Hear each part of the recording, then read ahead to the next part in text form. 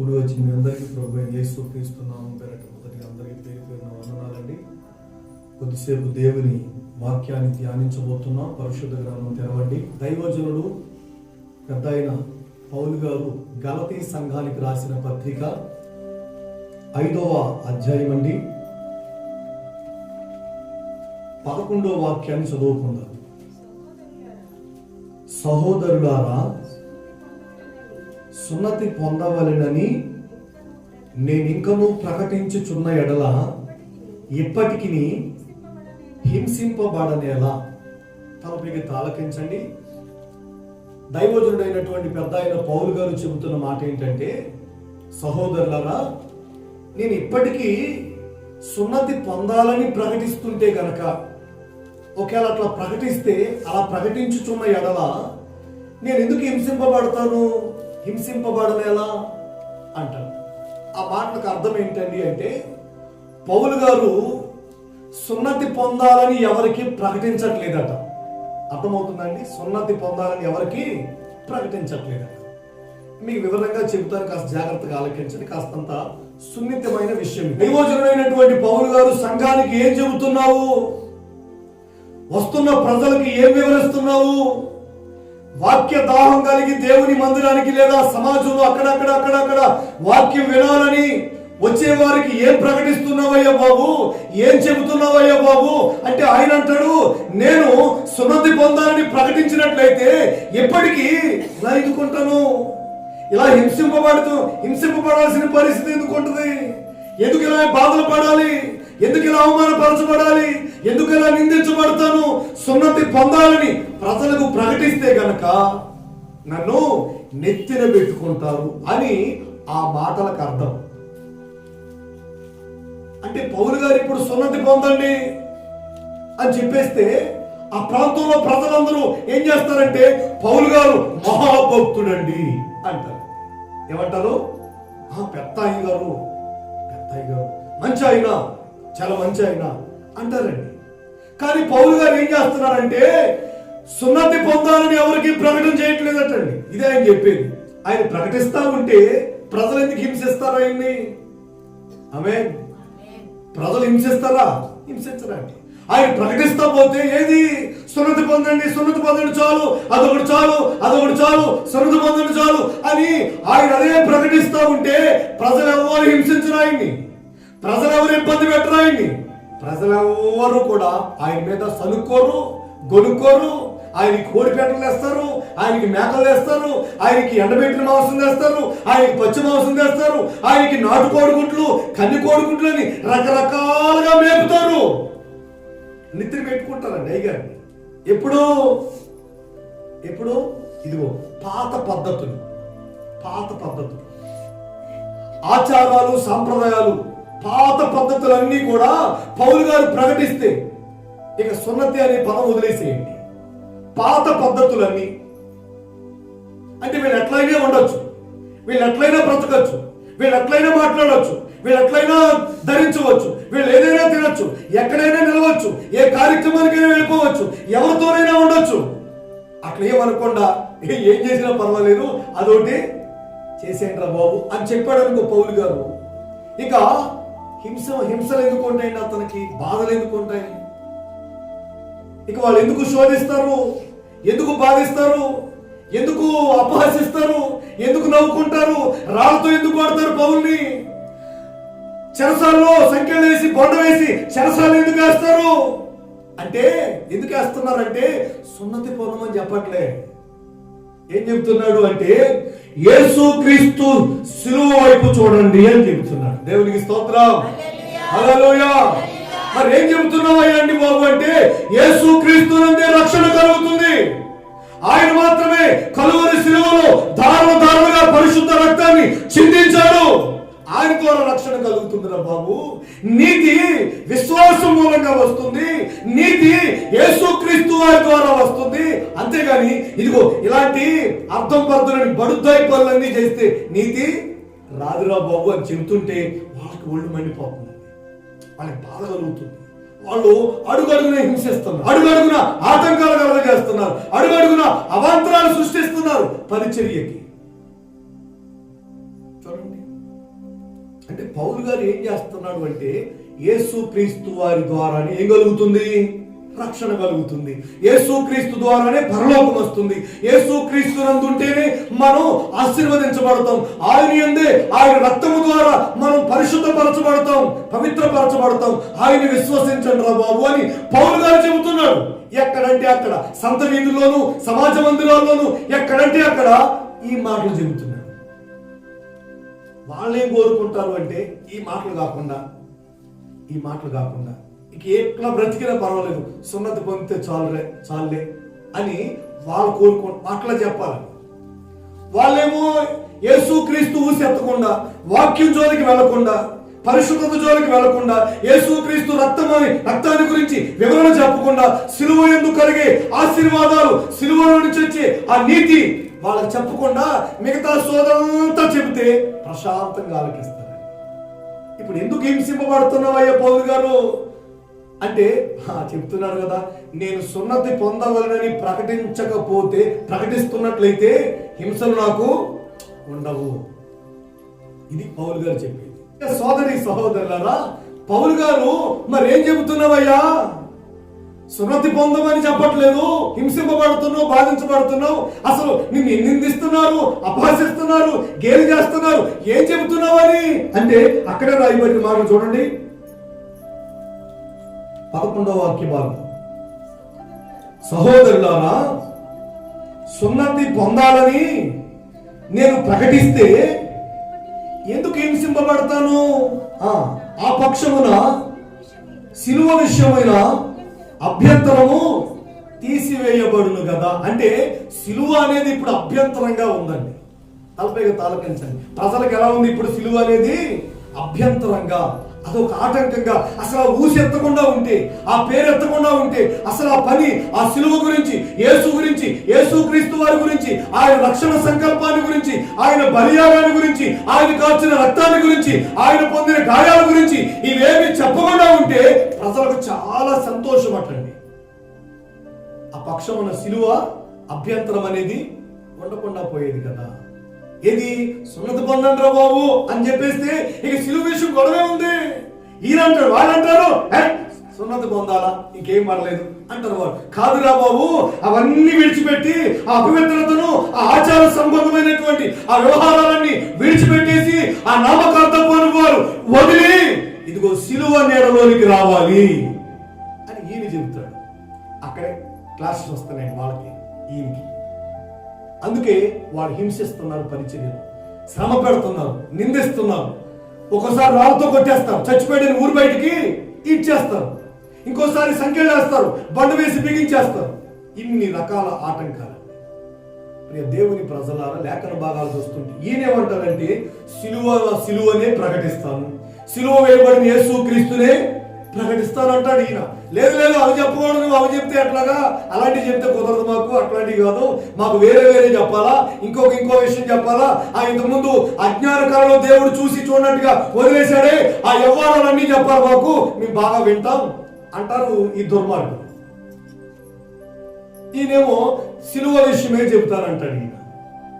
ప్రియ దేవుని ప్రజలారా, అసలు పౌలు గారికి సిలువని గురించి ఎందుకు చెప్తాడు అంటే, సిలువ యందే ప్రతి వారు ఏమవుతారంటే రక్షణ పొందుతారు.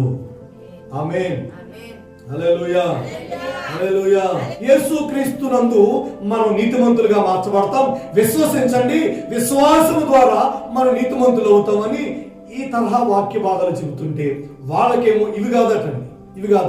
ఇక్కడ దారం కట్టుకుంటాం, ఇక్కడ దారం కట్టుకుంటాం, ఇక్కడ దారం కట్టుకుంటాం, ఇక్కడో దారం కట్టుకుంటాం ఎవరు కనబడకుండా, ఇక్కడో దారం కట్టుకుంటాం ఎవరు చూడకుండా, మంచం కోడి కడతాం, పేక్ కట్టుకుని గట్టిగా లాక్కుంటే సరిపోదు కదండి.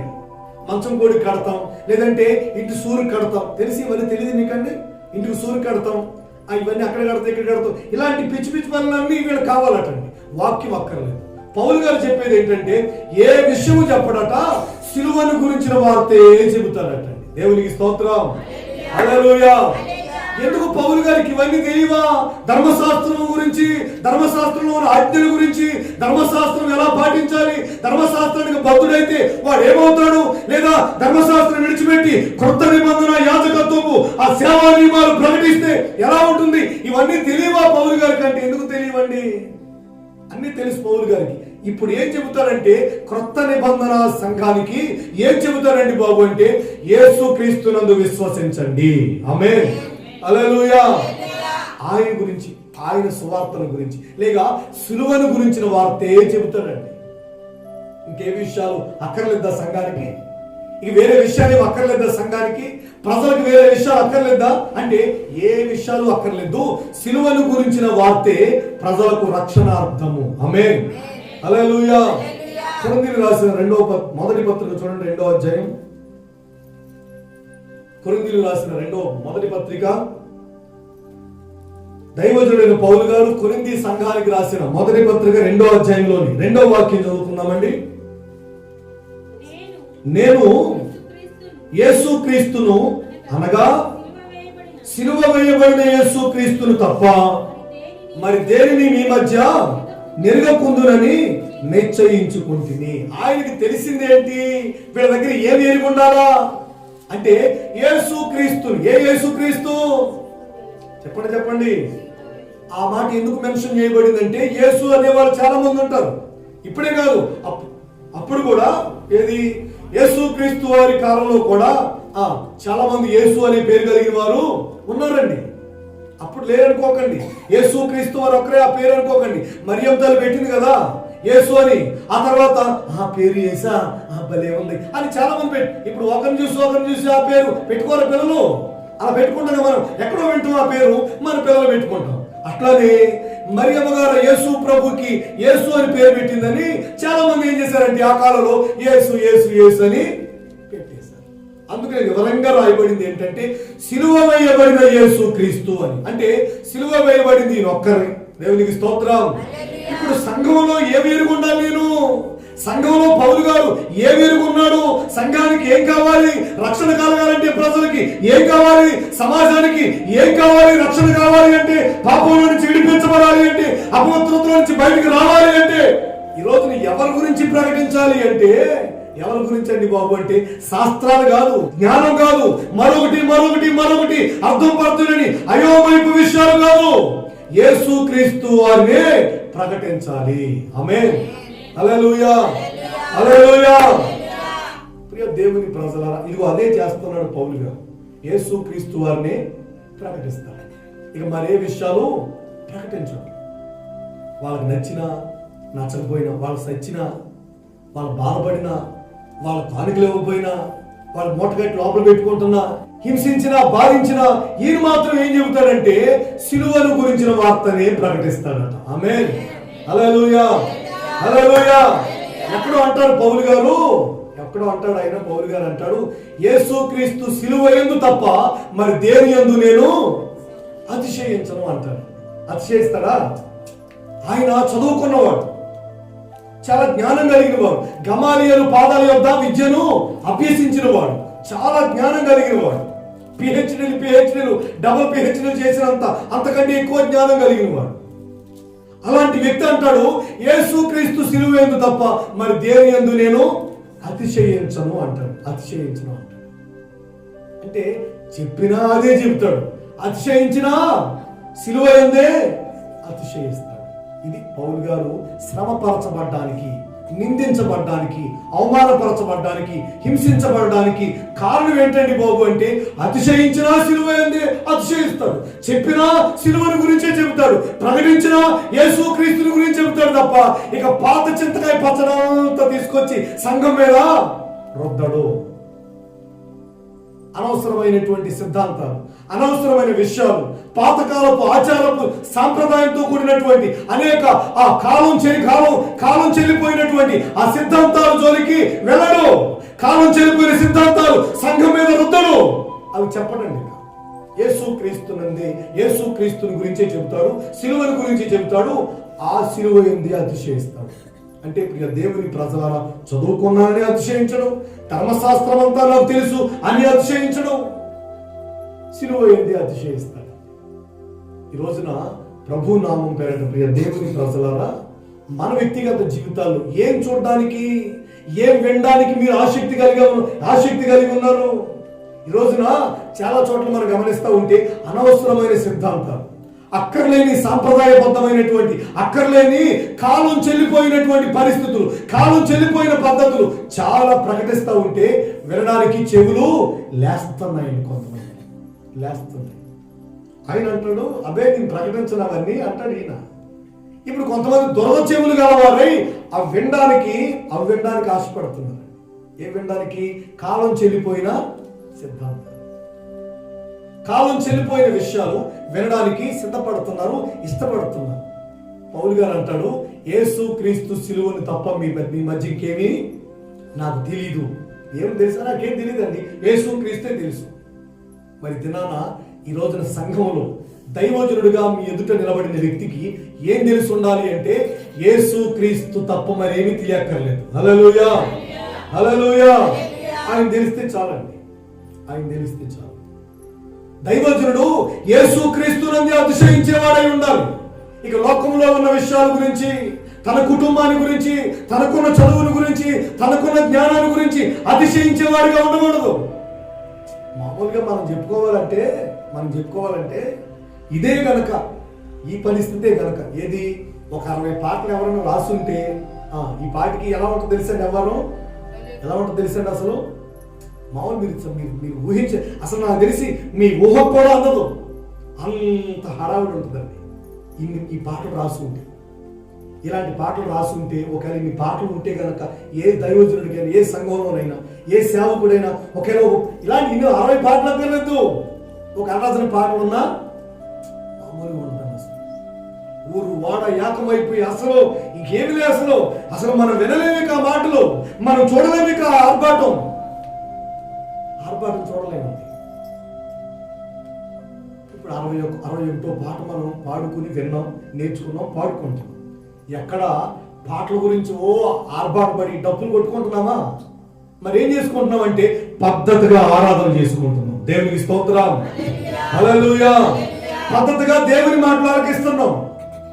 అంతేగాని ఇక దాని గురించే చెప్పుకుంటూ, దాని గురించే ఇక సంబరపడిపోతూ, దాని గురించే ఆనందపడిపోతూ, ఇక అట్లా ఊరు వాడ దేశమంతా ఇక ఆర్భాటం ఏమైనా చేస్తున్నామంటే నాకు తెలిసి నేనేం చేయట్లేదు. మరి ఒకవేళ మీకు ఏమైనా అనిపిస్తే చెప్పండి, ఒకవేళ తగ్గించుకుంటా. ఒకవేళ అట్లా ఆర్భాటం చేస్తున్నారు, పాస్టర్ గారు మామూలుగా చేయట్లేదు, అసలు ఊరు వాడమంతా లక్షల రూపాయలు తగిలేసి అక్కడ ఫ్లెక్సీలు పెట్టి, ఇక్కడ ఫ్లెక్సీలు పెట్టి, పాటలు రాసాం, పాట పాడాం, పాట వినండి అని ఆర్భాటం చేస్తున్నాను. ఒకవేళ మీకు తెలిస్తే చెప్పండి.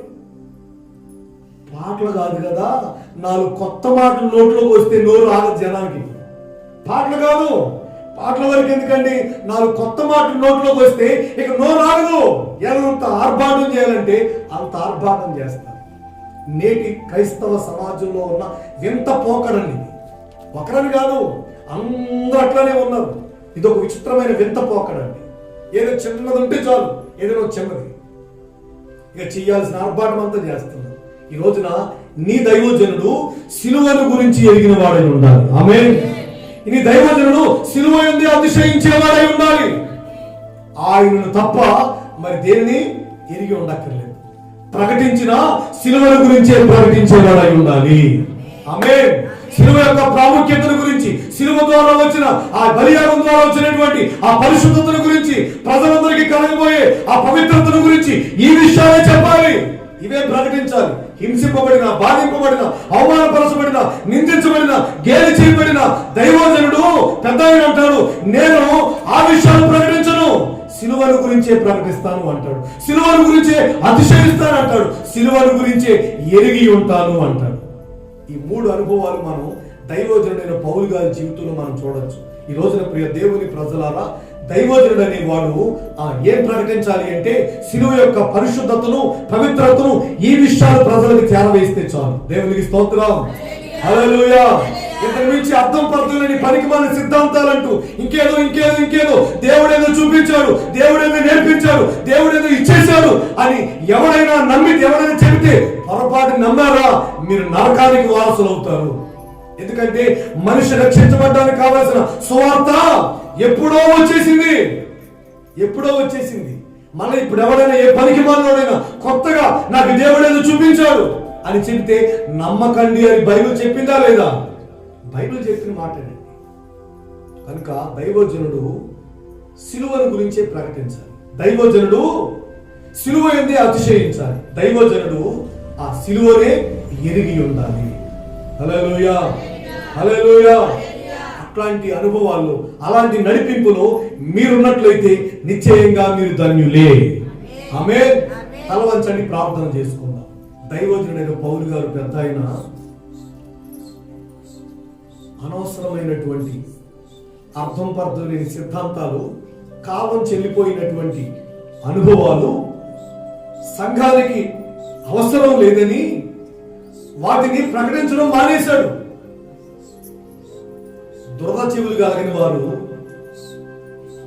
కొంతమంది ఎంతసేపు యేసుక్రీస్తుని గురించేనా, ఎంతసేపు పరిశుద్ధత గురించేనా, ఎంతసేపు పవిత్రత గురించేనా, ఎంతసేపు పరిశుద్ధాత్మ గురించేనా, ఎంతసేపు మోకాళ్ళ గురించేనా, ఎంతసేపు ఉపవాస ప్రార్థనల గురించేనా, ఎంతసేపు ఈ విధంగా ప్రభు సన్నిధిలో గోజాడటం అనే ఈ విషయాల గురించేనా?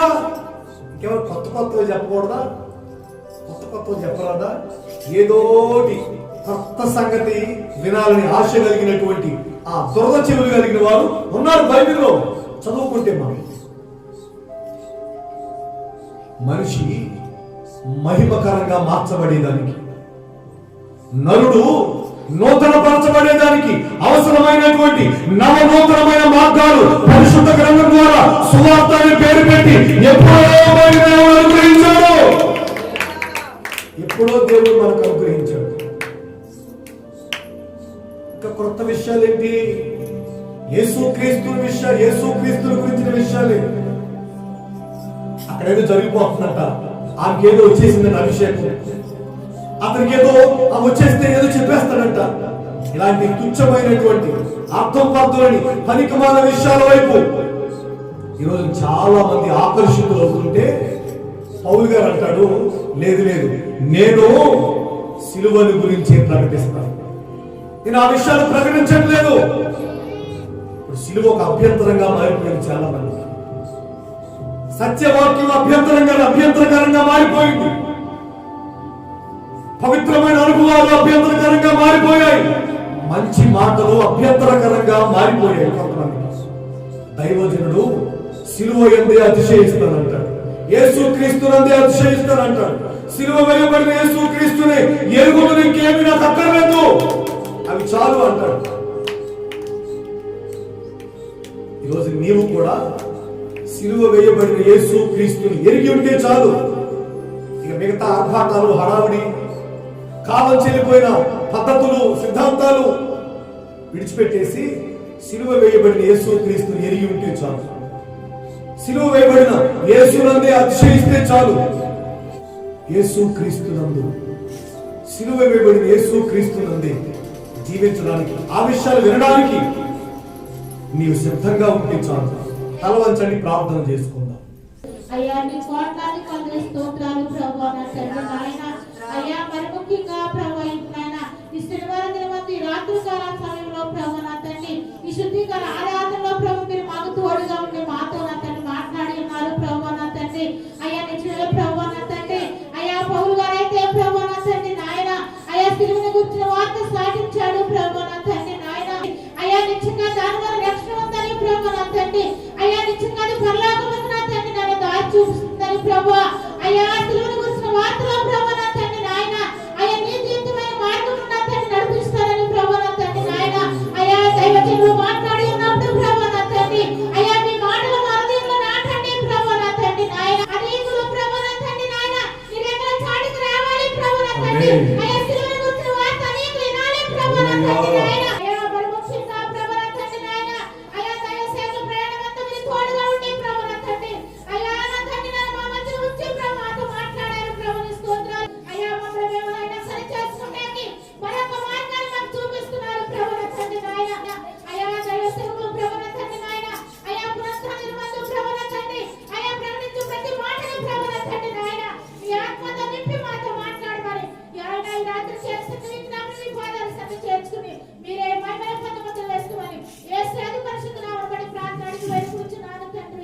ఆమేన్.